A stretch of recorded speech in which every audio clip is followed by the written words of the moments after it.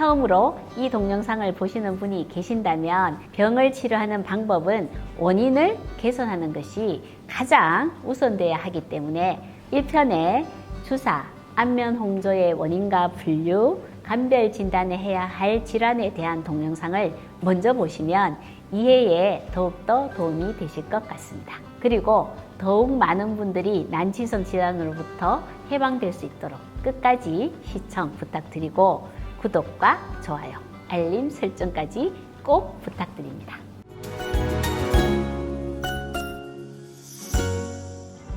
안녕하세요. 건강정보를 분석하고 플랜을 세워드리는 이웃집 닥터 김혜연 원장입니다. 주사 피부염, 붉은 얼굴은 생각보다 아주 흔한 피부 상태인데요. 처음에는 쉽게 얼굴이 달아오르거나 약한 홍조가 잘 생기는 등의 증상으로 시작이 되지만 진행이 되면 화끈거리는 증상이 나타날 뿐만 아니라 얼굴 중심부에 여드름과 비슷한 뾰루지나 농포, 즉 보름이 발생되기도 합니다. 이것이 더 악화가 되면 피부가 지나치게 증식이 돼서 코가 울퉁불퉁해지는 딸기코 뿐만 아니라 얼굴 전체 또는 두피까지 염증성 병변이 확장될 수가 있습니다. 오늘은 미국 피부과 학회의 교육 자료를 기초로 주사 피부염 환자들이 지켜야 하는 생활 습관에 대해서 말씀드리고요. 치료법과 더불어 기능의학적인 치료법에 대해서도 말씀을 드릴게요. 기능의학은 하이레. 주사 피부염은 대표적인 난치성 질환인데요. 이런 질환일수록 환자들의 일상적인 생활 습관이 질환의 경과에 영향을 미치는 경우가 매우 많기 때문에 생활 습관의 교정이 굉장히 중요합니다. 주사 피부염을 관리하는 생활 습관 6가지를 말씀드리도록 하겠습니다. 첫 번째는 열을 피하셔야 합니다. 뜨거운 전기, 즉 사우나, 반신욕을 줄이시고요. 샤워를 하실 때도 최대한 짧은 시간으로 끝내셔야 합니다. 그리고 목욕탕 가시면 냉탕과 온탕을 왔다 갔다 하는 건 역시 혈관이 늘어났다 줄였다를 반복하기 때문에 결국은 탄력도가 떨어져서 주사 피부염의 관리를 위해서는 안 하시는 것이 좋습니다. 두 번째는 뜨겁고 매운 음식을 피하셔야 합니다.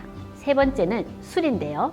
술은 혈관을 확장시키고 염증까지 유발시키기 때문에 주사 피부염의 악화 요인입니다. 네 번째, 운동도 사실은 열을 발생시켜서 혈관을 확장시키니까 조심하시는 것이 좋습니다. 요즘 집에서들 홈트레이닝 많이 하시잖아요.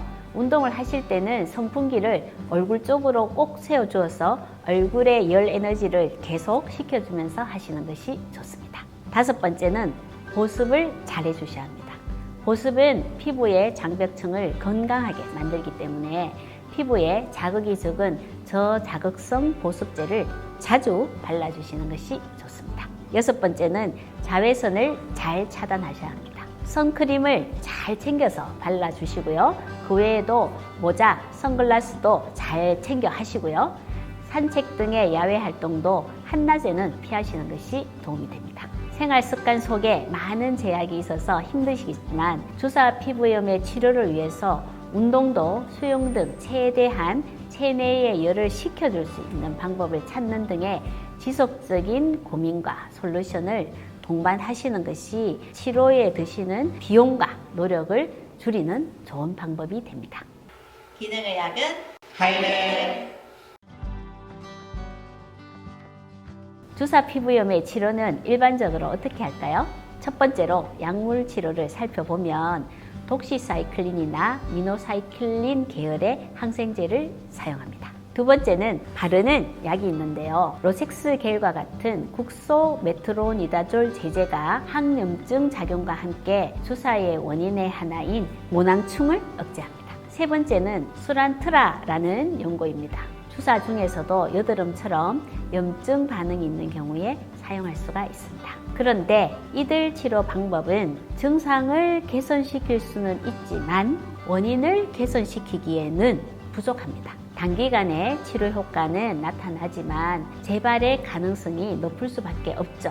그래서 원인을 치료할 수 있는 기능의학적인 치료가 필요한 이유입니다. 기능의학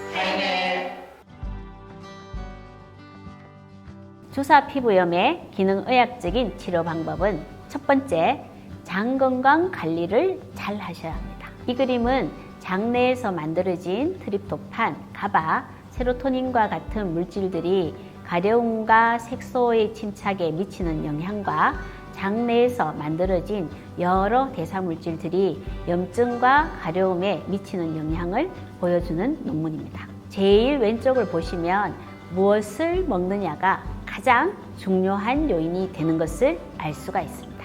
장내에 좋은 균들이 좋아할 식이섬유가 풍부한 음식을 많이 드셔야 하고요. 꼭꼭 잘 씹어서 먹는 것이 매우 중요합니다. 두 번째, 부신 기능의 관리를 잘 하셔야 합니다. 이 그림은 뇌와 피부 질환의 축을 설명하는 그림입니다. 스트레스를 받으면 부신에서 스트레스에 반응하는 에피네프린과 노르에피네프린이 분비가 되어서 피부에 염증 반응을 일으킵니다. 또한 스트레스와 피부에서 발생한 염증 때문에 부신에서 만들어내는 코티졸이 많이 소비가 됩니다. 제가 1편에서 접촉성 피부염, 지루성 피부염 등이 주사 피부염, 홍조와 감별 진단을 해야 할 질환이다 라는 말씀을 드렸는데요. 이 세 가지 질환의 공통점은 모두 스테로이드를 쓰면 일시적으로 호전된다 라는 것입니다. 부신에서 분비되는 코티졸이 몸 안에서 만들어내는 천연 스테로이드 성분인데요. 부신이 건강하면 피부의 염증성 질환이 저절로 좋아집니다. 부신의 기능을 올리기 위해서는 반드시 과로하지 말고 몸 안에서 염증이 안 생기게 해야 하고 스트레스를 줄이셔야 합니다. 세 번째, 히스타민의 관리를 잘 하셔야 합니다. 히스타민은 혈관을 확장시켜서 얼굴을 붉게 만들고 염증 반응을 증가시킵니다. 주사 피부염이 있는 환자분들은 히스타민을 많이 함유하고 있는 음식물을 줄이시는 것이 좋습니다. 의외로 건강식품이라고 알려진 음식들이 히스타민을 많이 함유하고 있습니다. 이 그림을 보시면 맥주, 레드와인, 치즈, 요구르트, 통조림, 식초나 된장과 같은 발효식품, 소시지, 피클, 가지, 귤, 토마토, 딸기, 말린 과일, 카레, 시금치, 바나나, 아보카도, 새우, 계피, 콩류 등이 히스타민을 많이 함유한 음식입니다. 저희 환자분들도 히스타민을 함유한 음식을 줄이거나 끊는 것만으로도 증상이 많이 좋아지시는 분들이 계시니 홍조와 가려움, 피부 염증으로 고생하는 우리 독자분들이 계신다면 히스타민을 함유한 음식을 딱 끊어보시기를 권해드립니다. 지금까지 주사 피부염, 붉은 얼굴에 대해서 알아보았습니다. 1부, 2부에 걸쳐서 원인부터 기능의학적 치료까지 알려드렸는데요.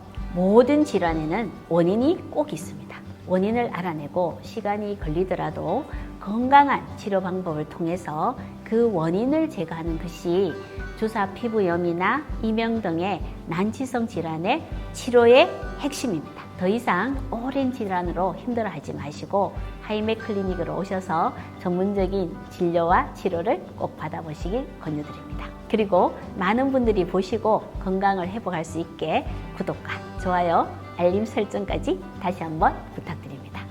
지금까지 건강 정보를 분석하고 플랜을 세워드리는 이웃집 닥터 김혜연 원장이었습니다. 감사합니다.